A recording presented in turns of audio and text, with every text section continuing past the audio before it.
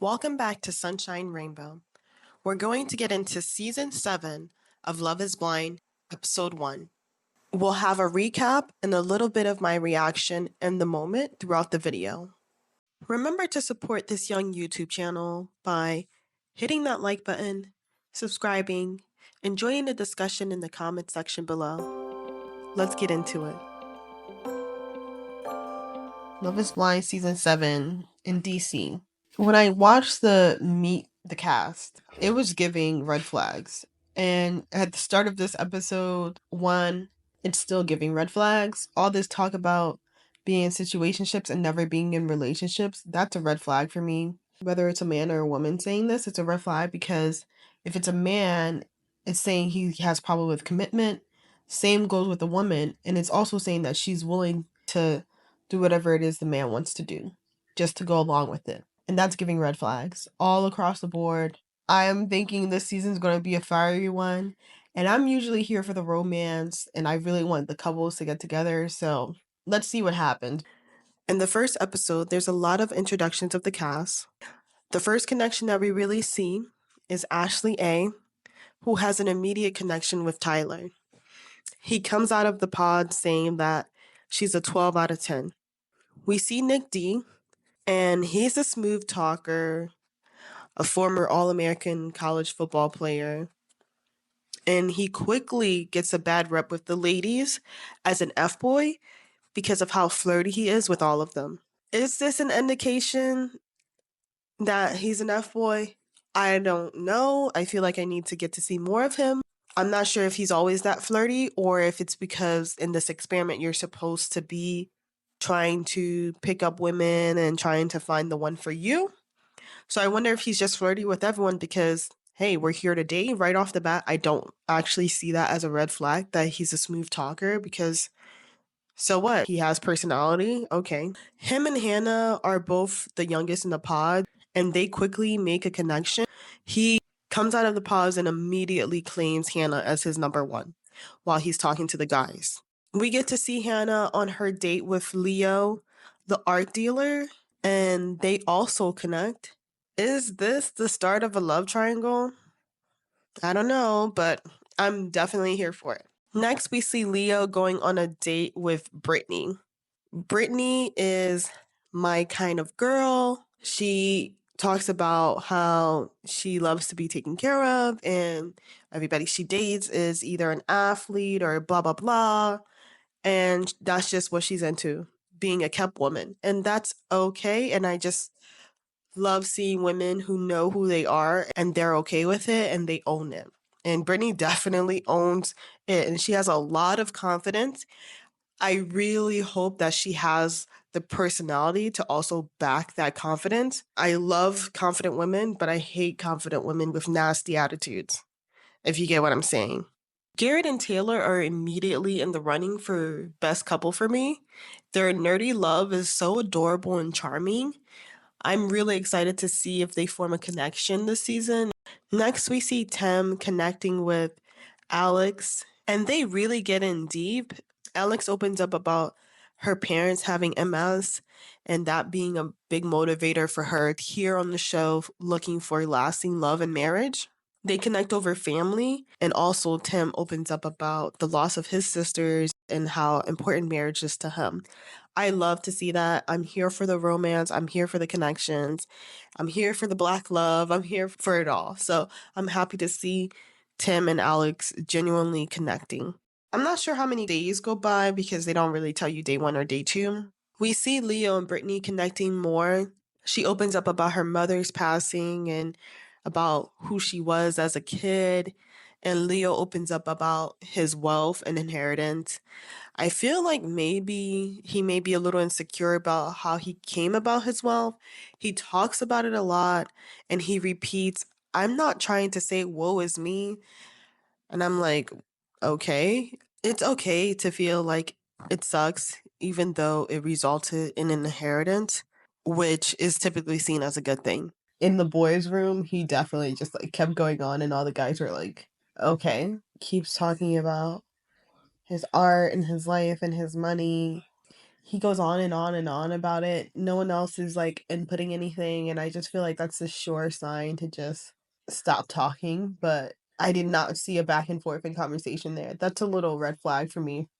Brittany brings up finances, and she asks him about how he would want to run finances if they were married. And he ends up saying that he would want the girl to contribute. And Brittany's like, okay, that's cool, but for me, I don't contribute.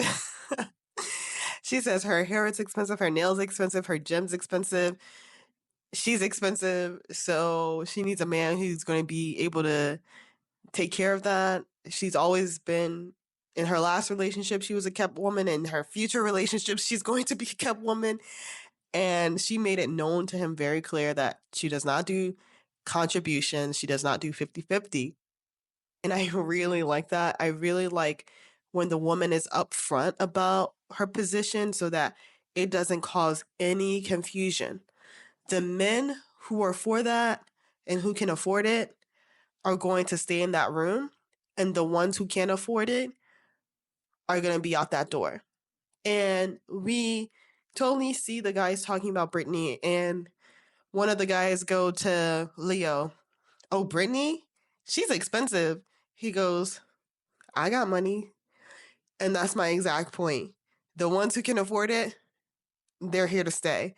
And the ones who can't afford it, there's that door. That's why it's important as a woman to make your standards known early on so that men who can meet those standards, they'll process whatever it is your standard is, and they'll be like, yeah, I can meet that standard. And the ones who can't meet it are going to be gone. So I like Brittany's approach. And the Love is Blind UK, there was like a little confusion between one of the couples about finances. And I could feel her tiptoeing in the pods around the fact that she liked to be taken care of. To me, she was not very clear about her positioning on being fully provided for in the pods. And then later on, as they were talking more and more finances on the outside world, it kind of blew up on her. And he ended up saying at the altar that he wanted to raise independent children or something, and that she was not going to help him raise independent women. That was really rude of him, but I think that the mistake happened by not making it very clear in the beginning that that was her standard and that's what she wanted. And that's all she was accepting. That's why I like Brittany's approach where she's just like head on about it. No mistakes. Like, so all the guys know who Brittany is, they know what she's looking for, and that's it. Back in the boys' room, Leo expresses that he's really into Hannah. He says that Brittany is the one that he most likely would date on the outside world, and Hannah's the girl he would miss out on because I think that they just wouldn't have attracted on the outside world. But with the pods and just having to only connect over conversations, he's finding that he's really into Hannah. And we officially have our first love triangle between Hannah, Leo, and Nick. But Nick doesn't even know that Leo's his competition, and Leo knows that Nick's his competition because Nick D has just been telling everybody, hey, Hannah's number one, Hannah's number one inside the boys' room, and Leo's keeping it close to his chest from his competitor because when they're sitting at the table, he's closed lip and he's acting like he don't know who Hannah's talking to. Like, he's not letting it up. We see Nick D and Hannah talking a lot about looks. Nick D says he looks like Henry Cavill, just a little less buff version of him, which got me looking at him with the side eye because he does not look like Henry Cavill. We're talking about Superman here. Okay, Nick. He asked her if she has cute bathing suits picked out. And I'm like, okay, this is Love is Blind. They need to move on from all the surface level stuff and get a little bit deeper. And I think that's what's missing from what I'm seeing in their conversations. It's like a lot of surface level things. When we get back into the girls' room after that date with Hannah and Nick D, one of the funniest scenes of this episode is Marissa calling out Hannah. Yeah, I just think of the love of my life. Yeah, that man is not love. You don't hear a conversation. I don't. I don't need to. Damn, the way Marissa told Hannah that Nick D is not the love of her life, yo, that was hilarious. Oh my. She said, I don't even need to know. He is not the love of your life. Oh my god, that's hilarious. The way they clipped that. Hannah looks so sad when she said that. We see more of Garrett and Taylor talking. Taylor is very hesitant to share that she is of Asian descent, which I think is fair. And I think that holding back what she looks like is what this process is about. Garrett takes her not wanting to say her race a bit as if she's calculated in her speech. She is slow and methodical when she speaks, which I don't think is a bad thing. I think that he may just not understand who she is totally. This is, a few days into meeting her, so I think with more time, he might understand that she's not calculative with her speech, but just that's just how she approaches speech. Like she's not going to rush through what she's saying. Tyler and Ashley A are connecting more and more over shared activities and his childhood.